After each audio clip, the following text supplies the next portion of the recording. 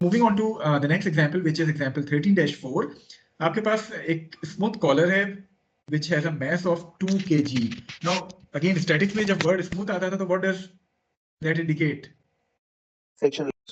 So you don't have to include friction in your analysis because it is a smooth collar. So a smooth collar of 2 kg mass shown is attached to a spring having a stiffness of 3 kilonewton per meter. So this spring which is shown to you has a stiffness of 3 Newton per meter and an unstretched length of 0.75 meters. It means that when this collar is at point A या position A, the spring is in its unstretched position. ठीक है, तो आपके पास ये spring जो है, it is in unstretched position once this collar is at position A. The second thing is, if the collar is released from rest at A, so आपने किया क्या कि इस collar को इस position A से rest से release किया. Now definitely once you release it due to the weight of the collar, ये जो आपके पास 2 kg mass है, तो weight की वजह से this collar is going to move downward. You need to find out the acceleration as well as the normal force which the rod exerts on the collar at the instant when it has traveled a distance of y equal to 1 metre. So 1 metre का distance अगर इसने travel कर लिया है तो कितना acceleration होगी अगर ये पॉइंट सी तक पहुंचता है after covering a distance of 1 metre, और दूसरा क्या वो नॉर्मल रिएक्शन फोर्स होगी जो कि रॉड इस कॉलर के ऊपर exert कर रहे हैं. So I hope that the question is clear to all of you. Yes, sir. Okay, now starting with the free body diagram, since we need to apply the free body diagram, need to apply the equation of motion for which we will be requiring the free body diagram. और देखिए कोशिश किया करें कि जब जब आपके पास kinetics का कोई भी प्रॉब्लम आए, चूंकि आपकी उसी फ्री बॉडी डायग्राम से आपकी मुख्तलिफ काइनेटिक की इक्वेशंस बन रही होंगी, तो कोशिश करें थोड़ा सा सुकून के साथ टाइम निकाल के 2-3 दफा सोच के फ्री बॉडी डायग्राम सही बना लें, because once the free body diagram is correct, definitely आपकी जो इक्वेशन फ्री बॉडी डायग्राम से बननी है वो भी करेक्ट होंगी. अगर आपकी फ्री बॉडी डायग्राम ही गलत होगी तो डेफिनेटली इक्वेशन भी गलत बनेगी और आपका सोल्यूशन भी गलत होगा. तो कोशिश करें जब भी फ्री बॉडी डायग्राम वाले प्रॉब्लम्स आए और या काइनेटिक्स के प्रॉब्लम है जिसमें आपको फ्री बॉडी डायग्राम की जरूरत होती है, try to think at least 2 times before drawing the free body diagram. Okay, starting with the free body diagram, मैं कहता हूं कि ये वो कॉलर है जिसकी हमें free body diagram बनानी है once it is at position C. So one thing which would be acting on this collar is basically the weight of this collar, which would be acting vertically downwards. Then the other thing which would be acting on this collar is going to be the spring force. Statics याद है, spring remove करते थे तो हमें spring force मिलती थी, और उस force का direction ये जो थीटा है, ये क्या हम determine कर सकते हैं? Can we determine this theta? Yes, sir. By trigonometry, tangent theta is y over 0.75. So theta would be tan inverse y over 0.75. Y is 1. So 1 over 0.75 लेके आप उसका tan inverse लें तो आपको जो है वो theta मिल जाएगा, which comes out to be 53.1 degrees. ठीक है? Okay. So आपने ये दो चीजें show कर दी on the free body diagram. One is the weight of this collar, which is acting downward. The other one is the spring force which would be acting in the direction जिस direction में ये spring लगा हुआ है. So theta के साथ आपने इसका ये direction जो है वो mention कर दिया. और कोई चीज जो आपके ख्याल में इस फ्री बॉडी डायग्राम पे आनी चाहिए? Sir, normal force. Okay, normal force आएगी. So what should be the direction of that normal force? Sir लेकिन ये तो कॉन्सेंट्रिक है कॉलर, हर साइड से लेके लेकिन वो तो इक्वल होगा. क्या इक्वल होगा? नॉर्मल फोर्स सर, मतलब वो जो रॉड कॉलर पे नॉर्मल फोर्स लगा रहे हैं तो हर डायरेक्शन में फोर्स आ रही है तो इक्वल नहीं होगा. Although if I consider this collar as a rigid body, तो rigid body का क्या मतलब है कि इस कॉलर के जो इंटरनल सरफेस है इस सारे के ऊपर ये रॉड के साथ कनेक्टेड है, ऐसे ही है. कॉलर और रॉड का कनेक्शन किस एक्सिस के अलोंग है? y एक्सिस के along. So if I am considering this collar as a particle और मैं कह रहा हूं कि कॉलर और रॉड का कनेक्शन y एक्सिस के अलोंग है, so once I remove this connection, what should be the direction of normal force? किस एक्सिस के अलोंग वो एक्ट करनी चाहिए? नॉर्मल फोर्स है ना, बाय डेफिनेशन आपका जो कॉन्टैक्टिंग सरफेस है अगर वो y एक्सिस है, so the normal force is going to act in a direction which is opposite और 90 degrees with respect to the contacting surface. So इसका मतलब क्या है कि आपके पास जो नॉर्मल फोर्स है it is going to be along this x axis. अब इस x axis में towards the positive x axis या towards the negative x axis किस डायरेक्शन में आनी चाहिए? towards the negative x axis. Okay, towards the negative x axis. Why? My question is why? जो normal reaction में create हो रहा है वो वेट की वजह से नहीं हो रहा, बल्कि जो एफएस वाली फोर्स है उसके एक्स कंपोनेंट की वजह से हो रहा है, और वो एफएस एक्स कंपोनेंट है वो इसको टुवर्ड्स राइट खींचना चाह रहा है. ठीक है, वो जो नॉर्मल फोर्स तो फिर अकॉर्डिंगली ये towards the negative x axis आनी चाहिए. That's right. So by common sense मैंने जज क्या किया कि बेसिकली नॉर्मल फोर्स जिस एक्सिस के अलोंग लग रही है उस एक्सिस के अलोंग सिर्फ एक फोर्स एक्ट कर रही है which is the x component of spring force, और वो x component of spring force लग रहा है टुवर्ड्स द राइट, जो कि एक तरह से स्कॉलर को राइट की तरफ खींच रहा है। अब एक्स डायरेक्शन में क्या कोई मोशन हो रहा है? No sir. The collar is constrained to move along the y-axis only, so it means कि आपके पास जो x डायरेक्शन में फोर्सेस हैं वो एक दूसरे को बैलेंस कर रही हैं। अगर मैं उस लॉजिक को अप्लाई करूं तो ये fs का x कंपोनेंट और नॉर्मल फोर्स एक दूसरे के ऑपोजिट होनी चाहिए ताकि आपको समेशन fx जब करें तो जीरो मिले, यानी अनबैलेंस फोर्स आपके पास कोई ना हो अलोंग द x एक्सिस। तो कॉमन सेंस मुझे यही कह रही है कि मुझे नॉर्मल फोर्स का डायरेक्शन जो है वो towards the negative x axis बनाना चाहिए।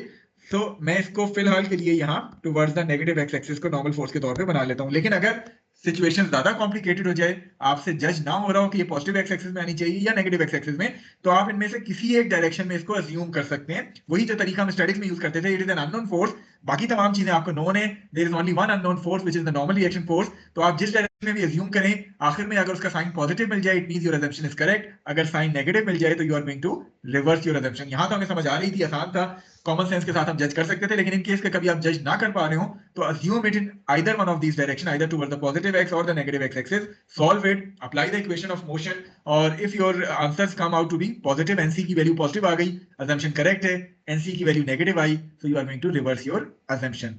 I hope that this point is clear to all of you. बहुत ज्यादा सोचने की जरूरत नहीं है कि आपके पास एक अननोन है उस पर आप 10 मिनट लगा दें कि इसका डायरेक्शन क्या होना चाहिए। नहीं, एक आध मिनट लगाएं और उसके बाद नहीं समझ आ रहा तो कोई एक डायरेक्शन अज्यूम कर लें। Is it correct? Is it clear to all of you?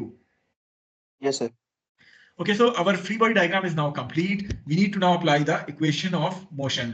So moving towards the solution of this problem, the coordinate system which we are going to use here is positive x-axis, which is defined towards the right.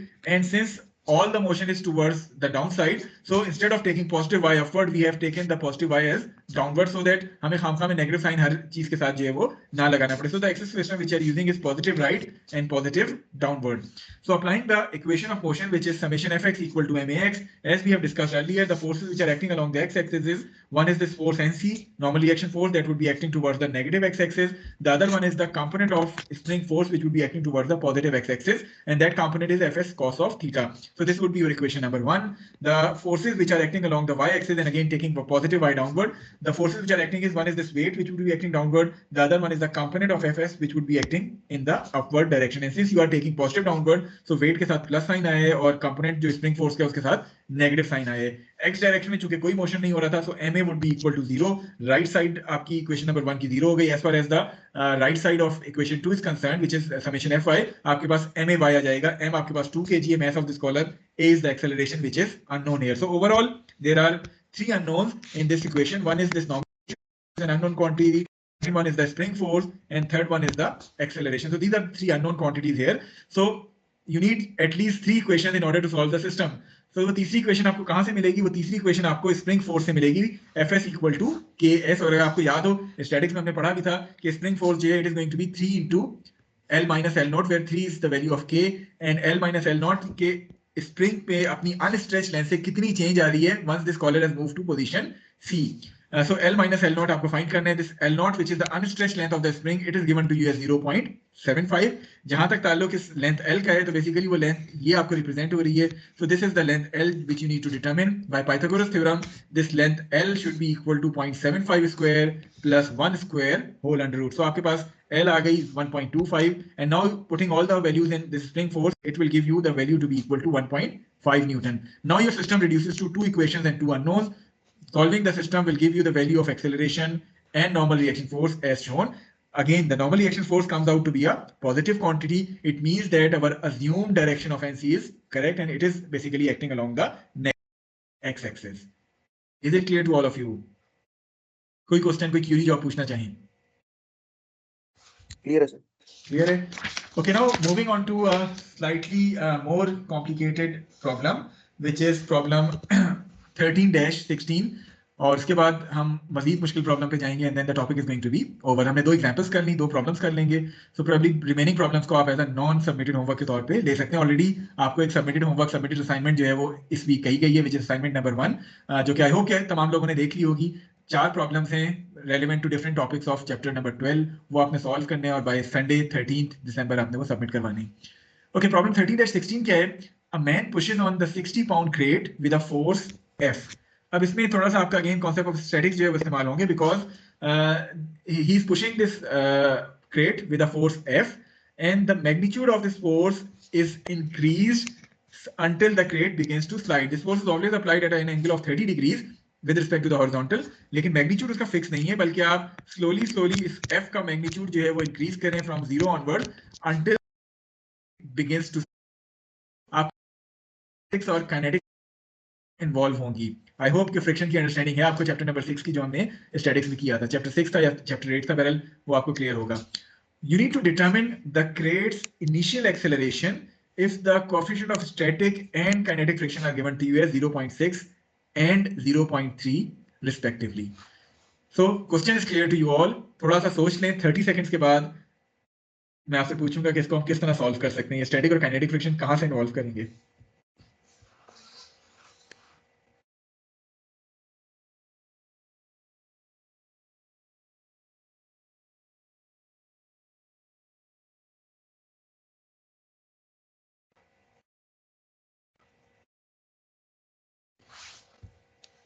Ji, anyone volunteer who want to give me a solution कि किस तरह solve किया जा सकता है। सबसे पहले चलिए let us consider the free body diagram of this particle. So इस particle के ऊपर एक तो ये force act कर रही है F. The second thing which would be acting on this particle is the weight of the particle. Next thing is going to be the normal reaction force which would be acting in this direction. What about the force of friction? In what direction this force would be acting? Along negative x-axis. So this force of friction would be acting in this axis. Once the crate is stationary, this would be static friction force. Once the crate has started motion, then it would be the kinetic friction force. In both cases, it is going to be F equal to mu n. Static में हम static friction वाला coefficient इस्तेमाल करेंगे, kinetic में हम kinetic friction वाला coefficient इस्तेमाल कर सकते हैं. Okay, so free body diagram is now complete. How we are going to solve it? Sir ये कर रहे हैं कि पहले तो नॉर्मल कैलकुलेट करेंगे। Okay, so first of all, we are going to consider the static friction phase in which we are applying the force and the crate is not moving. So हम maximum static friction force को apply करते हुए वो normal reaction force NC की value जो है वो calculate कर लेंगे। उसके बाद सर बगैर स्टैटिक और डायनामिक को कंसीडर किए ही नॉर्मल निकल आएगा वैसे ही, मतलब इन टर्म्स ऑफ इट्स इक्वेशन कि वेट प्लस F sin 30। अब ये है कि जो काइनेटिक कोएफिशिएंट है ना, do you know the value of F? Sir वो कैलकुलेट कर लेंगे ना, नॉर्मल उसकी टर्म में निकल आया ना फिलहाल तो। ठीक है। और दूसरा ये कि जो F cos 30 वाला कंपोनेंट है वो आ जाएगा equal to NC multiply by जो इसका मैस है NC मल्टीप्लाई बाय 0.3। चलें थोड़ा सा सॉल्यूशन देखते हैं। Okay, starting with the solution. दोनों जो इक्वेशंस है ना, ये F और N की टर्म में है, इनको साइमल्टेनियसली सॉल्व करेंगे तो दोनों की वैल्यूज आ जाएंगी। That's correct. So starting with the static friction phase in which we are going to consider that the crate is not moving, although NC depend नहीं कर रहा होता क्रेट के मोशन पे, आपके समेशन Fy जो है वो यही इक्वेशन रहेगी दोनों सूरतों में। So F sin of 30, which is basically this component with a negative sign since you are taking positive axis upward, minus W plus NC would give you the value of F in terms of NC. Then applying the equation of motion along the x-axis, summation Fx equal to max, F cos 30 minus 0.6 NC should be equal to 0 since the crate has not yet started motion. So आपके पास A जो है वो 0 होगा, crate is in equilibrium. So आपके पास right side 0 आ गई, ये equation आपके पास 1 आ गई है, ये equation आपके पास 2 है. So once you solve these two values, these two equations, you are going to get the value of NC which is 91.8 pounds and the limiting value of this force जो कि static friction को overcome करने के लिए आपको चाहिए crate को motion देने के लिए। So this is basically the maximum, this is basically the minimum value जिस पे ये क्रेट मोशन जो है वो स्टार्ट कर देगा। आई होप कि यहां तक क्लियर है। देखो, yes sir.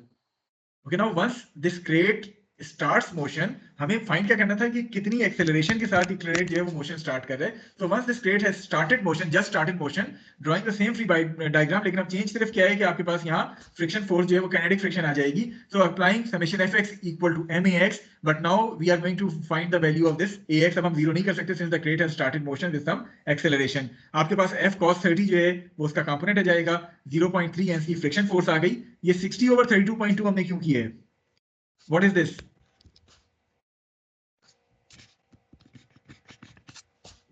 It is basically mass. आपको जो यहाँ दिया हुआ था, अगर हम क्वेश्चन की स्टेटमेंट पढ़ें, it was a 60 pound crate. जब जब आपको अगर याद हो स्टैटिक्स में हम पाउंड की बात करते थे, तो बेसिकली हम ये पाउंड फोर्स की बात कर रहे होते थे। इसको मैस में कन्वर्ट करने के लिए हम इसको रेलिवेंट g की वैल्यू से जो है वो डिवाइड करते थे, because w equal to mg, m equal to w over g। So w is given to us as 60, so in order to find out m, it is going to be 60 over g। तो हमने 60 over g के तौर पे इसको apply करते हुए जो है वो बाकी चीजें डिटरमिन की हैं। Is it clear to you all? So acceleration comes Yes. out to be 14.78. Clear है ये चीज? Yes, कोई sir. चीज जो ना समझ आई हो? स्टैटिक और काइनेटिक फ्रिक्शन का मतलब समझ आ गया? यहाँ हमने पहले कंसीडर किया और वो लिमिटिंग वैल्यू फाइंड की एफ की, जिसके ऊपर मोशन जो है वो स्टार्ट होना था, और उसके बाद फिर हमने उसी वैल्यू को इस्तेमाल कर लिया in order to find out the value of acceleration. तो स्टैटिक और काइनेटिक फ्रिक्शन का कॉन्सेप्ट यहाँ इस्तेमाल हुआ है। काइंडली अगर वो आपको भूल गया है तो एक दफा दोबारा स्टैटिक्स की बुक से गो थ्रू हो जाए, बिकॉज जब जब हम काइनेटिक्स की बात करेंगे और फ्रिक्शन की बात करेंगे और इस तरह फोर्स वेरी कर रही होगी, तो फिर हमें वो स्टैटिक और काइनेटिक दोनों चीजें अप्लाई करनी पड़ेंगी। So any query relevant to this problem? No, sir. Okay, चलिए अब फाइनल प्रॉब्लम की बात करते हैं, which is quite complicated, because ये आपके मुख्तलिफ कॉन्सेप्ट्स अभी तक के इस कोर्स के जो है वो चेक करेगा। प्रॉब्लम 13-27, आपके पास इसमें दो ब्लॉक्स हैं, block A as well as block B. So you need to determine the required mass of block A. So ये आपके पास जो ब्लॉक ए है, इसका वो कितना मैस होना चाहिए M A, so that when the system is released from rest, it moves the 5 kg block B 0.75 meters up the smooth inclined plane in time t equal to 2 seconds. So आपका वो A का कितना mass होना चाहिए कि जब आप इस सिस्टम को रेस्ट से रिलीज करें, तो it will move this block B 0.75 meters up the smooth incline in time t equal to 2 seconds. Neglect the mass of the pulleys and the cord. तो थोड़ा सा इस फिगर को देखें, गौर करें, and then we are going to discuss the solution with you. इसमें ना सिर्फ आपका इक्वेशन ऑफ मोशन इस्तेमाल होगी, प्रोबेबली इसमें आपकी काइनेमेटिक्स भी इस्तेमाल होगी, प्रोबेबली इसमें आपका इंटरकनेक्टेड मोशन भी इस्तेमाल होगा, वो जो सेकंड लास्ट टॉपिक था। तो 3-4 टॉपिक्स इसमें कवर हो रहे हैं। तो इस तरह का problem exam point of view से बड़ा आइडियल होता है कि एक ही प्रॉब्लम में आपके मुख्तलिफ टॉपिक्स जो है वो जज हो जाते हैं।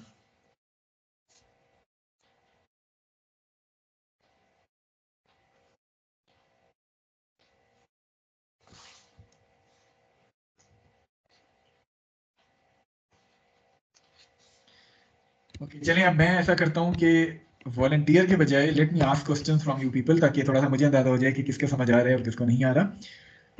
Okay, starting with Musab Asim. Musab, मी अपने आप को अनम्यूट करें और मुझे बताएं कि इसमें हम किस तरह इसको सॉल्व कर सकते हैं, कोई आइडिया दें। Musab Asim, I think Musab is not here. Farhan Ali, can you hear me? Yes sir. Okay, किस तरह हमें सॉल्व करना चाहिए इसको? सर सबसे पहले तो हम एक रेफरेंस एक्सिस डिफाइन करेंगे ई पे। अच्छा, आप करना क्या चाह रहे हैं पहले तो ये बताएं। सर ये कोड की लेंथ को प्लस करना चाह रहा हूँ। आप बेसिकली ए और बी को आपस में इनकी काइनेमेटिक्स रिलेशनशिप देखना चाह रहे हैं, बी और ए का, ऐसे ही है? Yes sir. अच्छा, तो वो क्यों सर चाहिए आपको इनपुट लेंथ, रिलेशनशिप? सर ताकि हम ये डिस्टेंस फाइंड कर सकें। अच्छा, चलें, हमने फाइंड कर लिया ए और बी का रिलेशनशिप, लेकिन क्या हमें इन दोनों में से कोई एक वैल्यू भी नोन है कि हम दूसरी वैल्यू फाइंड कर लें? नो सर, कोई भी नहीं नोन। तो सर फिर पहले हम किसी तरह कोई एक एक्सेलरेशन ना फाइंड कर लें, यस सर। ताकि दूसरे को हम रिलेट कर सकें आपकी वाली inter relationship of those two particles से। मोहम्मद हारिस, चलिए आप अपना माइक म्यूट कर दें। मोहम्मद हारिस, वो कौन सी एक्सेलरेशन है जो हम यहाँ इजीली डिटरमिन कर सकते हैं, ए ए या ए बी?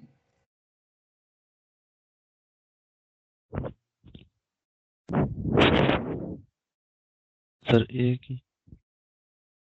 एक ही डिटरमिन कर सकते हैं, कैसे करेंगे, थोड़ा सा मुझे आइडिया देंगे?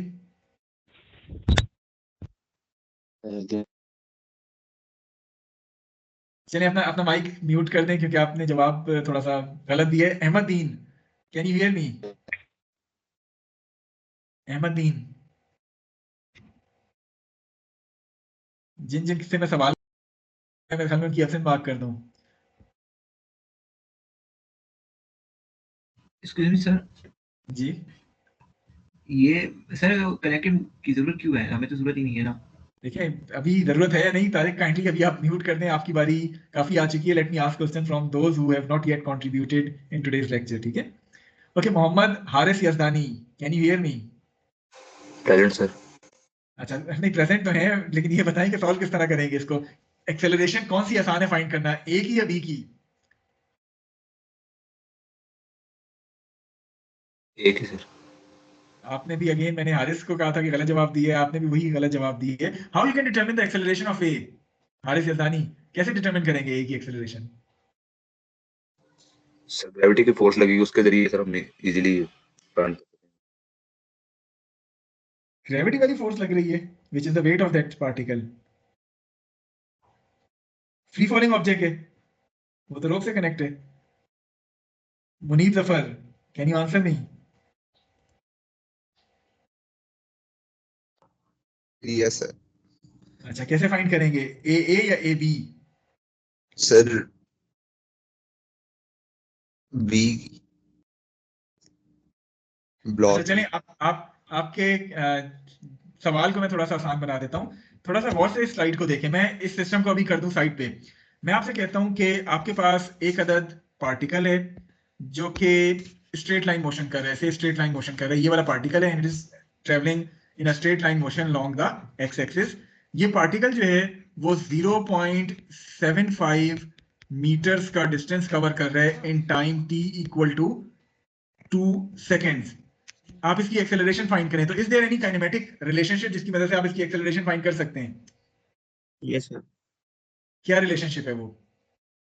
सर इनिशियल वेलोसिटी हम 0 लेते हैं, vf minus vi divided by t। Constant acceleration का केस है ना। अच्छा चलिए, मान लिया आप कहते हैं this is a case of constant acceleration, although it is a case of constant acceleration, लेकिन इक्वेशन आप कौन सी अप्लाई कर रहे हैं? Do you know the final velocity? अच्छा मैं डिस्टेंस बताती हूँ। तो फिर अब बताएं कौन सी इक्वेशन अप्लाई करें? ये एक minute sir.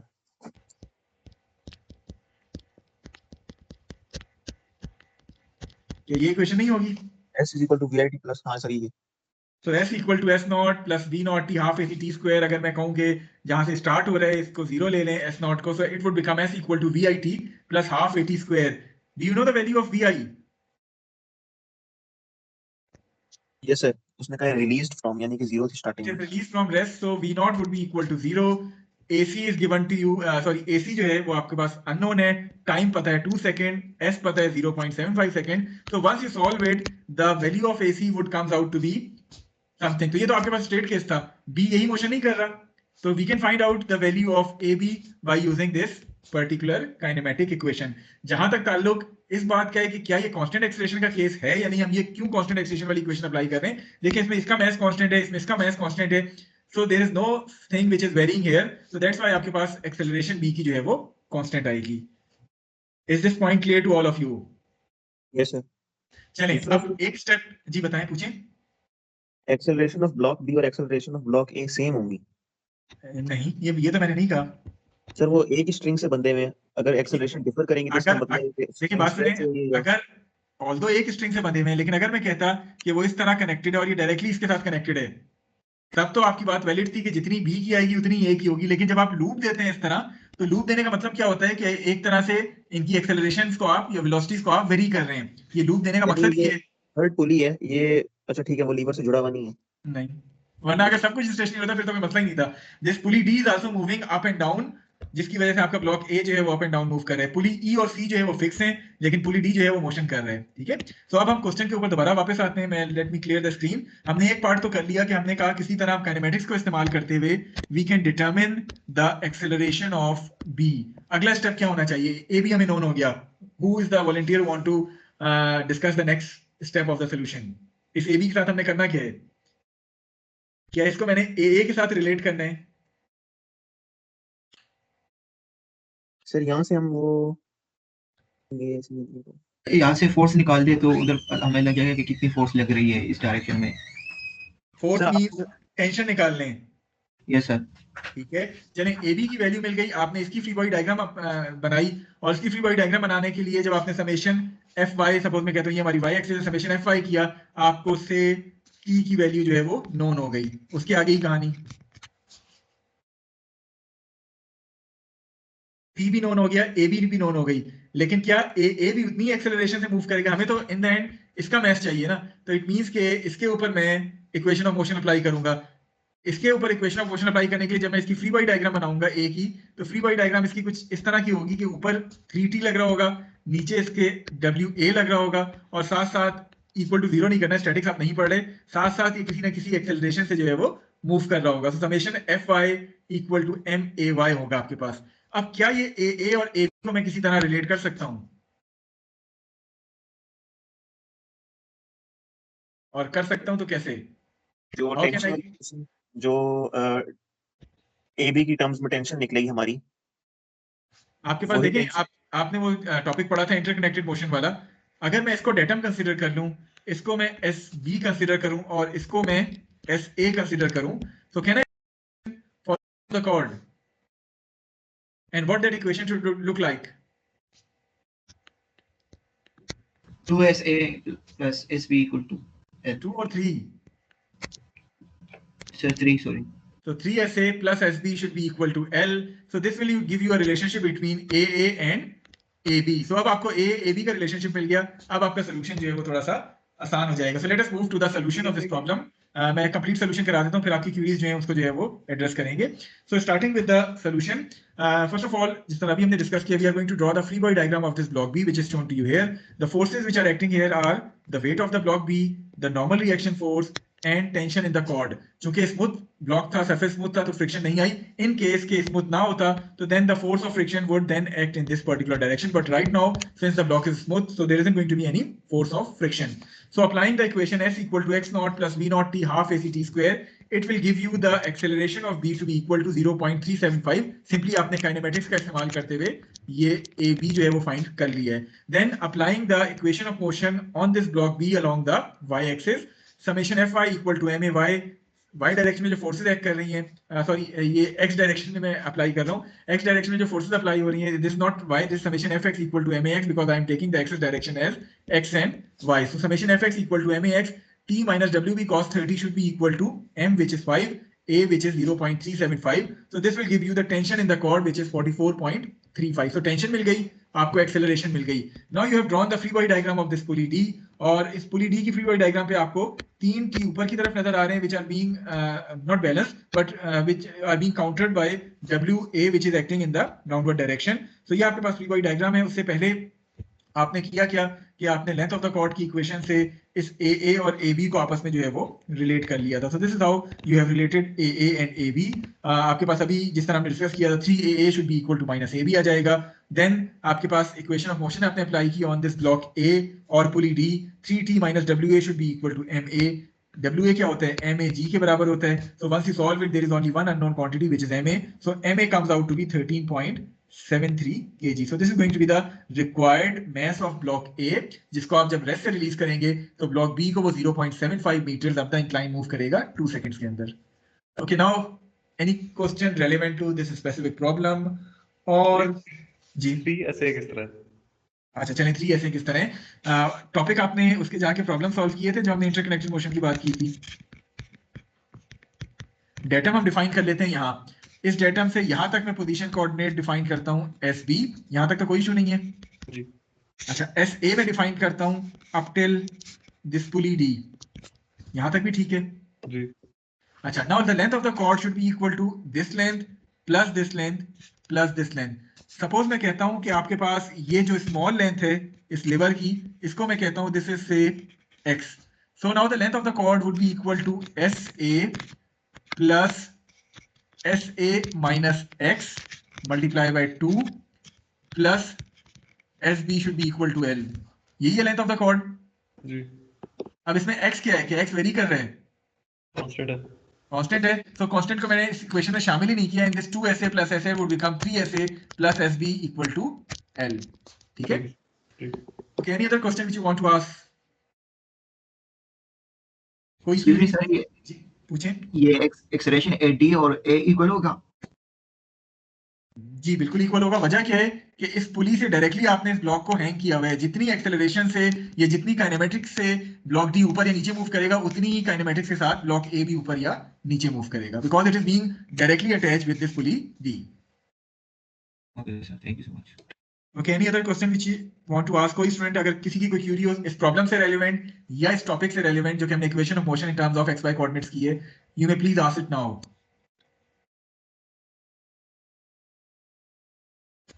Okay, with this, our this week lectures are over. Inshallah.